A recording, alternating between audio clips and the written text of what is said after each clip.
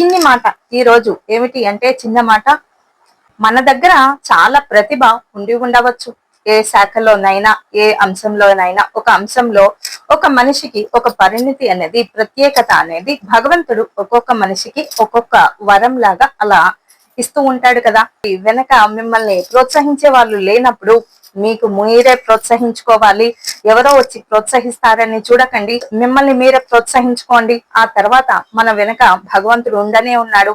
విజయ మార్గము ఎక్కడొక్కడ ఖచ్చితంగా మన కోసం వేచి చూస్తుంది అనేటటువంటి గట్టి సంకల్పంతో ఉండాలి. సంకల్పానికి మించినటువంటి ఆయుధమే లేదు. అయ్యో మనకు వెనక ఎవరు ప్రోత్సహించే వాళ్ళు లేరు కదా, మనము ఎలా విజేతలుగా ఈ లోకానికి పరిచయం అవుతామో అనుకోకండి. మీలో నిజంగా ఆ ప్రతిభ, ఆ నిక్కచ్చి అయినటువంటి స్వభావము ఉన్నదిన్నట్టుగా మాట్లాడితేనే మంచిది. ముందొకటి వెనకొకటి మాట్లాడే వాళ్ళకన్నా ఉన్నది ఉన్నట్టు మొహం మీద మాట్లాడే వాళ్ళనైనా నమ్మాలి.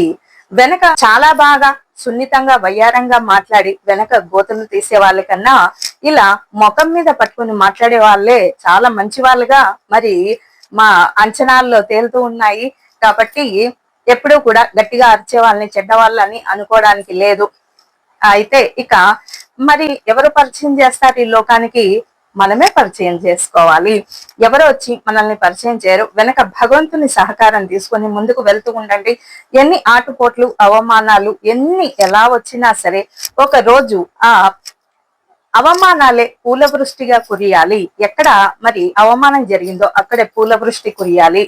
అది సంకల్పం అంటే. అర్థమైంది కదండి.